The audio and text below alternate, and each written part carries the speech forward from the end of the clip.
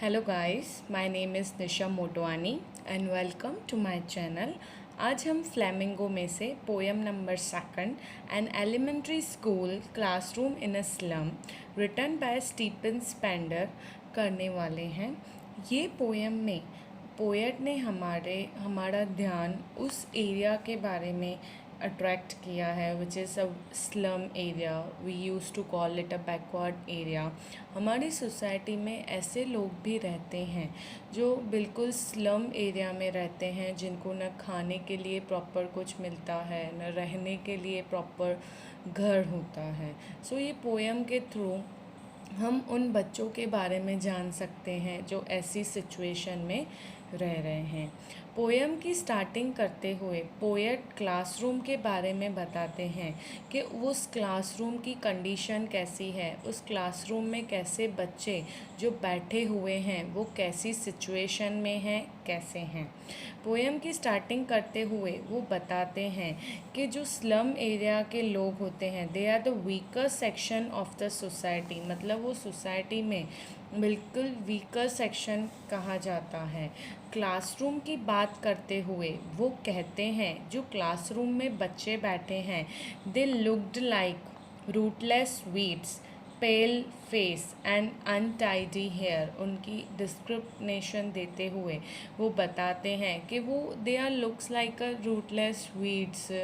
वो ऐसे दिख रहे हैं, उनका फेस बिल्कुल पेल दिख रहा है, जहाँ जिस फेस पे कोई खुशी ना हो या क्या, और उनके हेयर्स अनटाइडी लगे हुए हैं।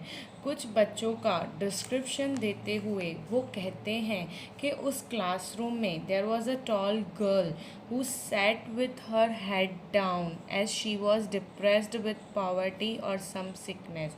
एक टॉल लड़की जो अपना हेड डाउन करके बैठी है, उसको अपनी गरीबी का दुख, कोई बीमारी है जिस वजह से वो ऐसे बैठी है। आगे बढ़ते वो कहते हैं there was a thin boy and his eyes were bulging out like that of a rat.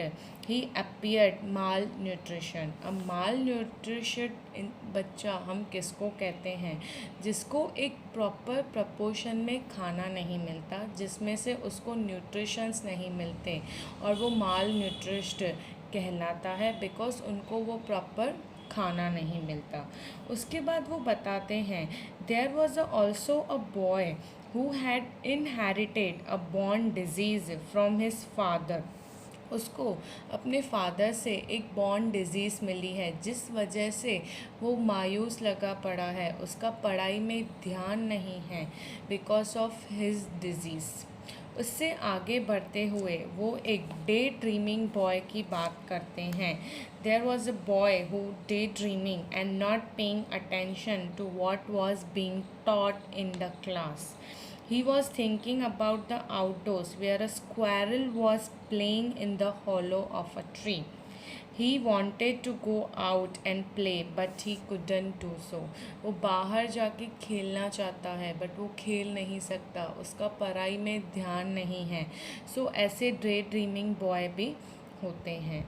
आगे पोएम में बात करते हुए पोएट क्लासरूम के बारे में बताते हैं कि क्लासरूम की दीवारें सौर क्रीम कलर्ड वॉल्स हैं।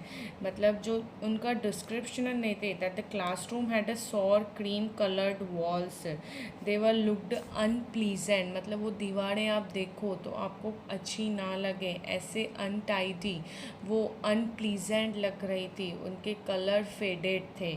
वहाँ पे on walls पे there was a picture of Shakespeare, a painting of cloudless sky at dawn, the domes of building and the beautiful Tyrol's Valley in Australia। तो इसमें वो बताते हैं कि उन वॉल्स पे अलग अलग पिक्चर्स लगी हुई थी। उन पिक्चर्स के बारे में बताते हुए कि उन अनप्लीजेंट वॉल्स पे जो पिक्चर्स लगी हुई थी बट वो उन पिक्चर्स का बच्चों पे कोई असर नहीं था। वहाँ पे मैप लगे हुए थे, open handed map on the walls, but the children found them useless as they did not show their world in it.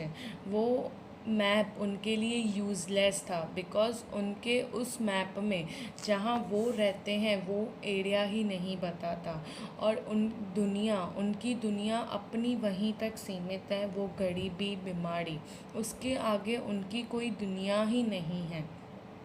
इस वजह से उनके लिए उन पिक्चर्स की भी कोई वैल्यू नहीं है, क्योंकि वो जब से पैदा हुए उनकी वो गरीबी, वो बीमारियां में ही वो रह जाते हैं, उनके बाहर की दुनिया वो कभी देख ही नहीं पाते हैं। उसके बाद वो पोएट हमें बताते हैं कि वो classroom provided them no quality education, there was no world for them beyond poverty and distress. उसके अलावा उनकी कोई दुनिया ही नहीं थी। गाइस, ऐसे लोग भी हैं स्लम एरिया में जो गरीबी में पैदा होके गरीबी में जीते हैं और गरीबी में ही मर जाते हैं।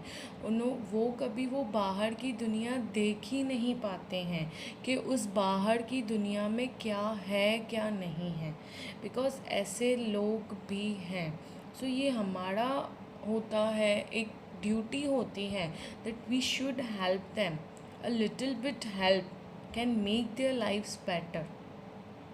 सो दैट ये बॉयज़ जो बच्चे वहाँ पे हैं, गर्ल्स, उनकी हालत कैसी लगी पड़ी है उसके बारे में बताते हैं। वो क्लासरूम कैसा लगा पड़ा है, वो क्लासरूम की वॉल्स, उन वॉल्स पे जो पिक्चर्स लगे हुए हैं। उसके बाद पोएट हमें बताते हैं कि उनके घर, their houses were like narrow holes. उनके छोटे छोटे घर हैं जो प्रॉपर सेट भी नहीं किए हुए हैं, जैसे हमारे घर पक्की मिट्टी, पत्थर, ईंटों से बने होते हैं, बट उनके घर कच्चे पत्थरों इनसे बने हुए होते हैं। पोएट हमें कहते हैं बच्चों के बारे में, the children were so thin that their bones seem to be peeped through their skin. ऐसा लगता है उनके बोन्स उनकी स्किन से बाहर निकल आएंगे, इतने वो पतले दिखते हैं। उन्होंने जो चश्मे पहने हुए हैं, their spectacles were made of mended or broken glasses, just like their broken lives with their unfulfilled desires.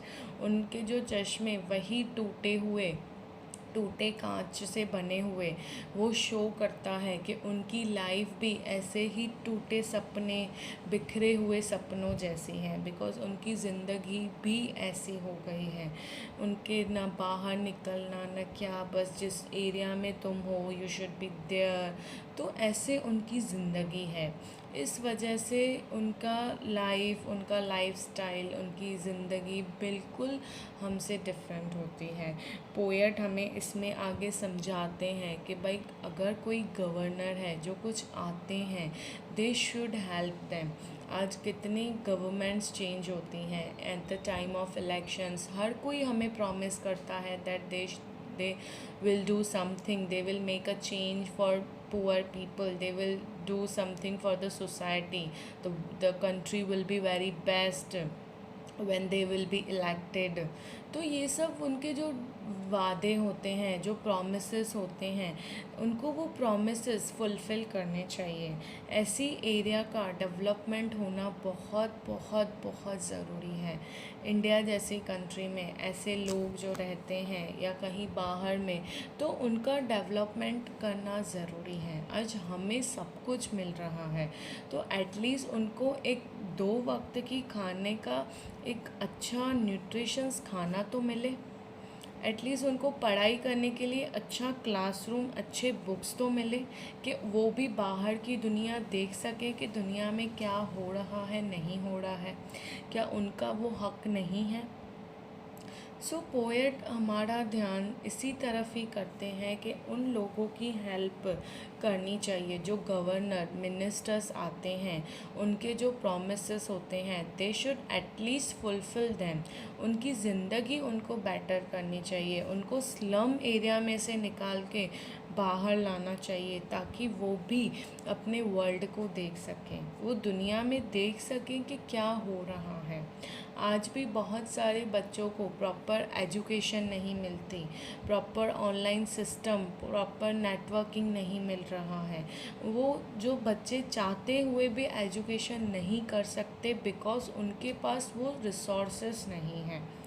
So at least government should do that. उनको इतनी हेल्प उनकी करनी चाहिए कि उनको प्रॉपर खाना, प्रॉपर रहने के लिए घर एंड प्रॉपर खाना मिलना चाहिए, ताकि वो अपनी ज़िंदगी भी अच्छे से जी सकें। इतना तो उनका राइट है। So guys, that was the poem An Elementary School Classroom in a Slum।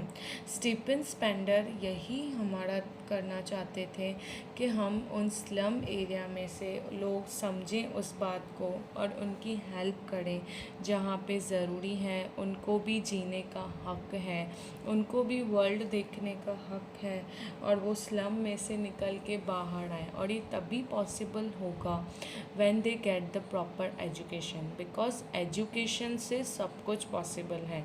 अगर एक बंदा आज पढ़ा लिखा है तो वो ही चेंज करने की काबिलियत रखता है, because he has a knowledge, he know everything. So तभी वो सोसाइटी में चेंज लाने की कोशिश करेगा, अदरवाइज़ हर कोई चेंज लाने की कोशिश नहीं करता है। So at least we should make some little changes so that their kids, the slum children, can make their lives better and happier। I hope so आपको पोएम अच्छे से समझ में आई होगी। ये पोएम समझने के बाद जब आप क्वेश्चन आंसर करोगे, that will be easy for you to understand and learn the question answers. मैं आगे नेक्स्ट वीडियो हमारे आगे के बनाऊंगी इंग्लिश में, इसमें ही जो जो न्यू लेसन्स एंड पोएम होंगी।